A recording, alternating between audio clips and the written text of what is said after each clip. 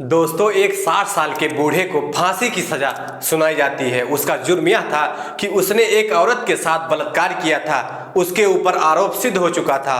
अब उसे फांसी की सजा सुनाई गई थी और अगले दिन उसे फांसी देने से उससे पहले पूछा जाता है कि तुम्हारी आखिरी इच्छा क्या है जिसे तुम पूरा करना चाहते हो।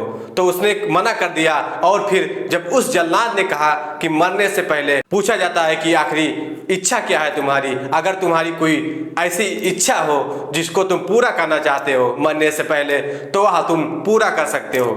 तब वह बूढ़ा आदमी उस जल्लाद की तरफ एक नजर उठाकर देखता है और कहता है कि यह बात सही है कि मरने वालों की आखिरी तमन्ना पूरी की जाती है।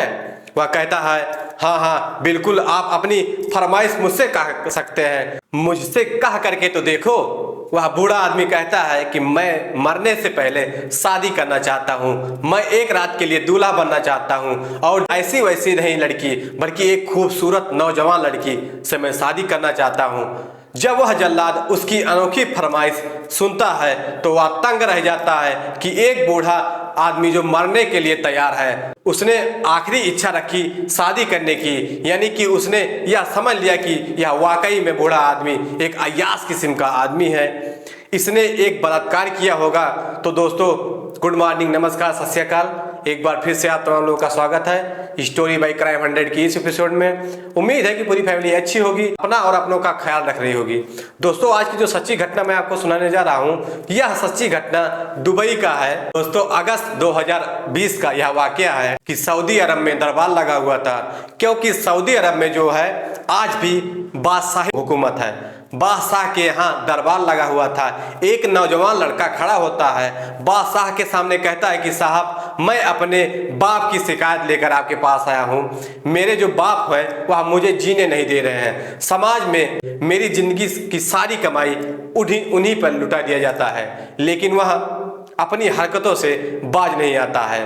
बादशाह उसको गौर से देखकर कहते हैं कि उसने आखिरकार ऐसा क्या कर दिया है। तो वह कहता है कि सर, जो मेरे पिताजी हैं वह एक दर्जी का काम करते हैं। यहाँ तक तो बात ठीक है, लेकिन उसके पास जो कपड़े आते हैं उस कपड़े को टाइम से देते नहीं हैं और जो पैसे होते हैं उसको भी एडवांस में लिया करते हैं। फिर उनको बहुत परेशान किया जाता है। कभी कभी तो कुछ लोगों के वह कपड़े भी हड़प लिया करते थे और उनके पैसे भी नहीं दिया करता था। फिर उन लोगों की शिकायत जब मेरे पास आती है तो मैं उन लोगों के पैसे देकर उन्हें वापस कर दिया करता हूँ। अपनी इज्जत या बेइज्जत के डर से मैं उनको शांत कर दिया करता हूँ। लेकिन अब बात यह नहीं है, बात अब हद से ज्यादा बढ़ चुकी है।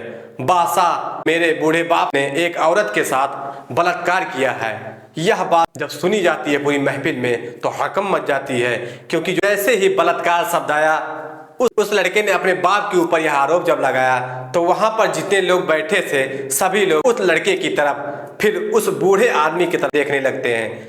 देखने में वह बूढ़ा इतना भी बूढ़ा नहीं था कि वह किसी औरत के साथ यह काम ना कर सके, यानी कि ऐसा नहीं था, वह इतना भी कमजोर भी नहीं था। लगभग वह 60 साल की उम्र का था।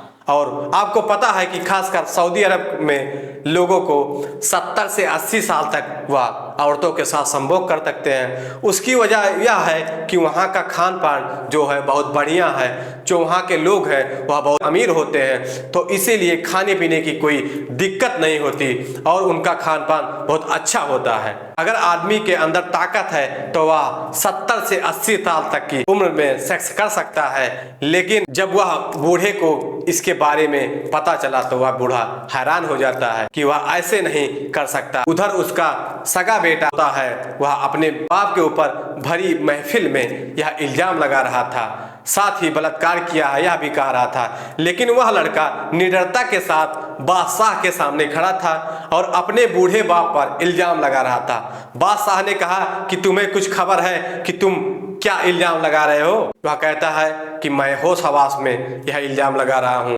यानी कि इस बूढ़े आदमी को भी, उस औरत को भी, उस औरत के पति को भी, उस लड़के को भी अगले दिन बादशाह के दरबार में पेश करने का हुक्म देते हैं। अगले दिन बहुत सारे लोग वहां पर जमा होते हैं, वहां पर भीड़ लगती है और उस लड़के को, लड़के के बाप को और जो औरत थी उसको, उसके पति को, सभी को बुलाया जाता है और वहां पर जो कार्रवाई चल रही थी, सबकी नज़रें खचाखच उन लोगों पर पड़ती है और इल्ज़ाम लगाया जाता है कि आखिरकार क्या हुआ है क्या नहीं हुआ है।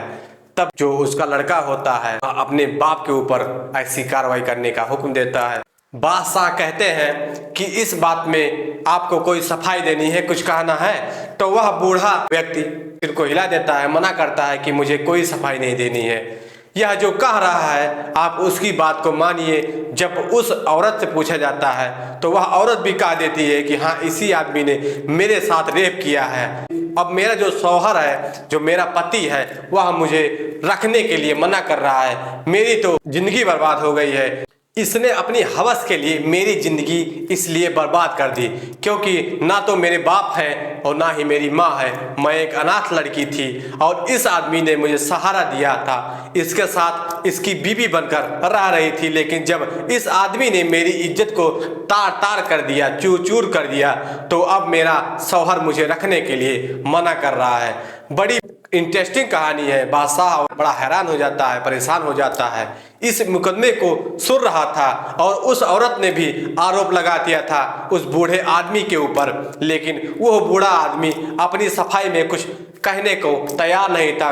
बादशाह ने कहा कि आप इस बारे में कुछ कहना चाहेंगे या नहीं कहना चाहेंगे? बादशाह ने कहा कि उस आदमी से कि तुम अपनी औरत को रखने के लिए मना क्यों कर रहे हो? इसके ऊपर जो रेप हुआ है वह जबरदस्ती हुआ है। इस रेप में, इस बलात्कार में तुम्हारी औरत का कोई भी सहयोग नहीं था। इस आदमी ने धोखे से तुम्हारी औरत के साथ बलात्कार किया, तो इस बेचारी का क्या कसूर है? इसलिए तुम्हें अगर इस औरत को रखने में मना किया तो या तो अपने घर से निकाला तो फिर तुम्हें सजा दी जाएगी, काल कोठरी में बंद कर दिया जाएगा।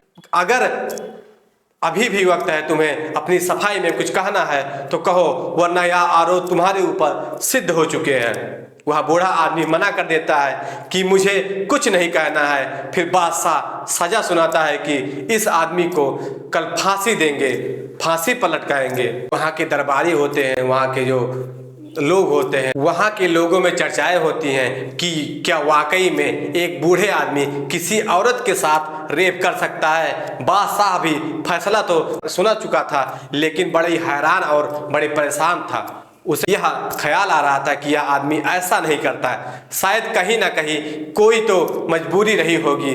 जब अपनी सफाई में कुछ कहना नहीं चाह रहा था, उसे उस औरत पर भी शक लग रहा था, उस आदमी पर भी शक लग रहा था और उस लड़के पर भी शक हो रहा था। लेकिन बादशाह भी कुछ नहीं कर पा सकता क्योंकि फैसला सुना चुके थे।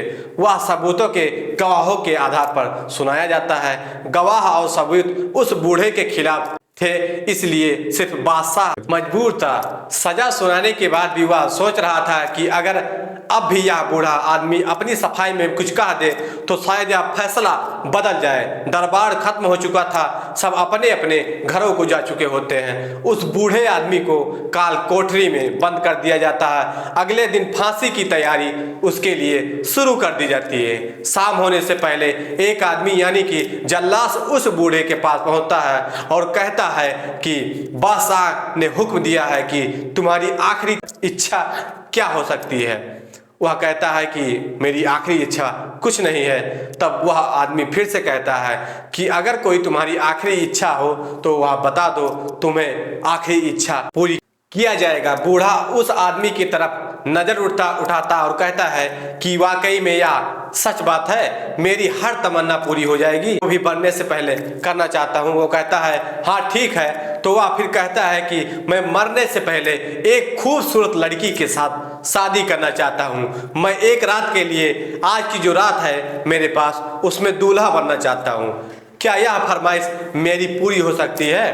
बड़ी अजीबोगरीब कहानी होती है। उसने सबको धर्म संकट में डाल दिया था। उस बूढ़े आदमी ने जब बादशाह के पास इस फरमाइश को पहुंचाया जाता है, बादशाह भी हैरान हो जाता है, परेशान हो जाता है कि यह कैसी अनोखी फरमाइश है। लेकिन बादशाह ने जबान दी हुई थी कि इस बूढ़े आदमी की अगर कोई भी फरमाइश करे तो हम इसकी आखिरी फरमाइश पूरी करेंगे, जरूर पूरी करेंगे।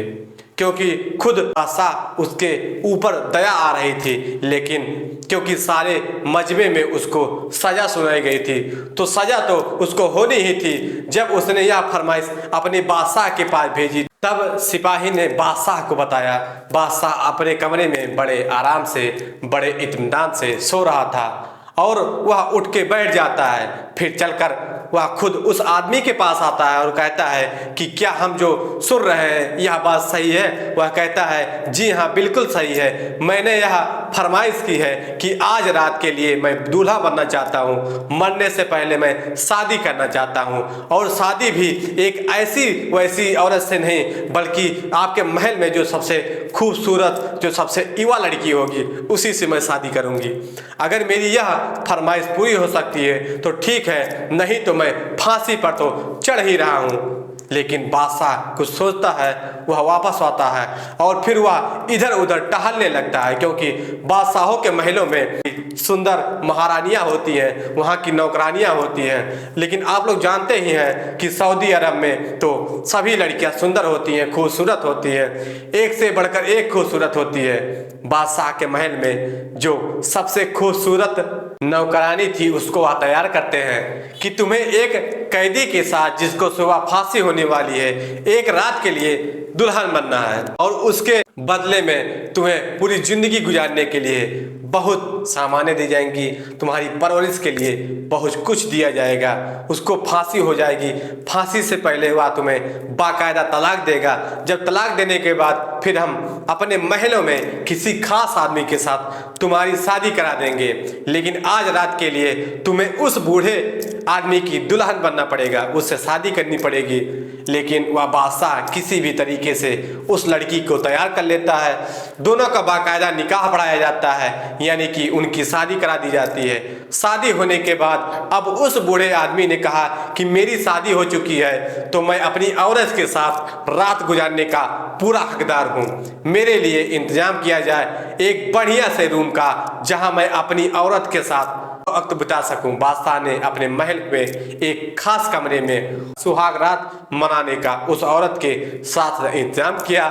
सब लोग अपने अपने रूम में चले जाते हैं। दार जो थे वह पहरा दे रहे थे, लेकिन रात के लगभग 3 बजे के टाइम का एक महल में शोर उठता है। शोर यह था कि जो आदमी उस औरत के साथ सोया हुआ था वह आदमी वहां से फरार हो चुका है। बादशाह वह भी नहीं जानता था कि उस बूढ़े आदमी की फरमाइश करके उसे इतनी बड़ी गलती होगी और आज रात को क्या होने वाला है, और वही सब कुछ हो चुका। बादशाह के पास जब खबर पहुंचती है कि बादशाह सलामत हुआ, बूढ़ा आदमी हमें चकमा देकर यहाँ से फरार हो चुका है, बादशाह फौरन सोता हुआ अपने रूम से उठता है और औरत के उस लड़की के रूम में पहुंचता है तो देखता है कि उस लड़की ने मर्दाना कपड़े पहने हुए थे। जब बादशाह उससे पूछता है कि वह आदमी कहाँ है, तुम्हारा एक रात का शौहर कहाँ गया, तो वह कहती है कि मैं नहीं जानती। बादशाह कहता है कि तुमने भागने में उसकी मदद की है, तुमने जो कपड़े पहने रखे हैं उससे यह लगता है कि वह तुम्हारे कपड़े पहनकर गया हुआ है और तुमने उसके कपड़े पहन रखे हैं, इसलिए सच सच बता दो वरना तुम्हें भी कल सुबह फांसी पर लटका दिया जाएगा। वो लड़की कहती है कि मुझे अपने शौहर पर पूरा भरोसा है, वह मुझसे कह कर गए हैं कि सुबह होने से पहले पहले, यानी कि दरबार लगने से पहले वह लौट आएंगे और मुझे उम्मीद है कि वह सुबह होने से पहले ही लौट आएंगे। वह मुझे बेकसूर लगे और मैंने उनको भेज दिया। बादशाह कहता है कि अगर तुम्हें वह बेकसूर लगा तो फिर बताओ क्या राज है। ऐसा उसने बताया जो तुमने उसे जाने दिया, और तुमने निकाह होने के 2 घंटे के समय में इतना एतबार कर लिया कि उनको यहाँ से जाने दिया। अगर वह वापस नहीं आया तो तुम भी यही जानती हो कि उसके बदले में तुम्हें फांसी पर लटका दिया जाएगा। वह कहती है कि मैं अपने पति की पूरी खुफिया राज आपको नहीं बता सकती, सुबह होने तक इंतजार करें। लेकिन बादशाह इस बात के लिए हैरान था कि अगर वह सुबह नहीं आया तो फिर क्या होगा, इसलिए अपने सिपाहियों को और अपने जासूसों को रात में ही बादशाह इधर उधर दौड़ा देता है कि अभी वह शहर का अंदर ही होगा, ज्यादा दूर नहीं गया होगा। जिस तरह भी हो सके उसे गिरफ्तार करके लाया जाए, वरना पूरी सऊदी अरब के अंदर उसकी बदनामी होगी। और यह ऐसी बदनामी होगी जो हम सह नहीं सकते कि हमारे जेल के कैद से कोई कैदी फरार हो गया, भाग गया। यह तो हमारे लिए बड़ी बदनामी की बात होगी। अभी तक के इतिहास में ऐसा सऊदी अरब के अंदर हुआ ही नहीं है कि जिनको हमने मौत की सज़ा सुना दी वह भाग जाए। इम्पॉसिबल है। लेकिन जब रात को उसको ढूंढा गया तो वह कहीं नहीं मिलता। सुबह होती है और दरबार लग जाता है, तब उस लड़की को बुलाया जाता है कि बताओ तुमने अपने पति को, अपने शौहर को क्यों भगाया है। तो वह कुछ भी बताने से मना कर देती है। उधर बादशाह को अपनी बदनामी का डर था। उसको बार बार यह डर रखता था कि हमारी कहीं बदनामी ना हो जाए। जिस रियासत के अंदर, जिस सऊदी अरब के अंदर उसने इतनी धाक जमा रखी थी अपने फैसलों के लिए, मुजरिमों को सजा देने के लिए, आज लोग क्या कहेंगे कि एक मामूली सा बूढ़ा आदमी बादशाह की कैद से बड़ी आसानी के साथ भाग गया है। उसको रह रह कर यह ख्याल आ रहे थे। बादशाह अपनी कुर्सी पर बैठा हुआ था, बार बार वह मेन गेट की तरफ देख रहा था। काश अचानक वह आदमी वापस आ जाए, मैं इस बदनामी से बच जाऊं। तो दोस्तों, होता है यही कि लगभग 1 घंटे या 1.5 घंटे के बाद जब उस औरत को फांसी पर लटकाने की तैयारी की जा रही थी अपने पति को भगाने के जुर्म में, तब उसको लोग यही कह रहे थे कि अपने पति को भगाने के जुर्म में उसको फांसी की सजा सुनाई गई थी। लेकिन कुछ ही देर बाद उसका शौहर वापस आता है। तब जो वहाँ के महाराजा होते हैं, जो बादशाह होते हैं, वह कहते हैं कि इस जुर्म के लिए दोनों को फांसी की सज़ा सुनाई जाएगी। लेकिन जो बूढ़ा आदमी होता है वह कहता है कि मुझे ही फांसी की सज़ा से सुनाई जाए। लेकिन वह महिला मानती नहीं है, वह आदमी भी नहीं मानता। लेकिन उसे कहा जाता है कि आखिरकार तुम उस रात में कहाँ गए थे। तो वह आदमी कुछ देर बाद कहता है कि मैं एक बूढ़ी औरत के पास गया था। वह एक दिन इस गांव में चोरी होती है और चोरी के समय वह महिला मेरे पास आती है और कहती है कि भाई मेरा कुछ सामान है जो मैं अपनी बेटी के लिए विवाह के लिए रखी हूँ, वह आप एक जगह रख दीजिए ताकि हमारी दोनों बेटियों का शादी हो सके। उस लड़की को वह सामान मैं देने गया था। तो दरअसल जो बूढ़ा आदमी होता है वह एक दर्जी होता है। दर्जी होने के साथ साथ उसका लड़का भी जाया करता था उस औरत के पास। लेकिन ऐसे ही मामला चलता रहता है। कुछ दिन बीतने के बाद वह लड़का उस महिला से संबंध बनाने लगता है। लेकिन उसका बाप एक दिन उसको सामान देने के लिए उसके घर जाता है। तभी उस अपने बच्चे को और उस औरत को संबंध बनाते हुए देख लेता है। लेकिन उसके बाद जो आदमी का, जो औरत का शौहर होता है वह भी आ जाता है। तब तक जो महिला होती है और जो लड़का होता है उस बूढ़े आदमी पर आरोप लगा देता है कि यह हमारे साथ जबरदस्ती रेप कर रहा था, बलात्कार कर रहा था। तो दोस्तों, पूरी घटना को सुनाने का उद्देश्य किसी को ठोस पहुंचाना नहीं था, किसी का दिल दुखाना नहीं था। हालांकि आप लोगों को जागरूक करना था, सचेत करना था। तो दोस्तों, कहानी कैसी लगी आप लोग कमेंट सेक्शन में जरूर बताएं। अगर चैनल पे नए हैं तो चैनल को सब्सक्राइब करें, शेयर करें और ज़्यादा से ज़्यादा लाइक करें ताकि हमें भी मोटिवेशन मिलता रहे। तब तक के लिए जय हिंद, जय भारत।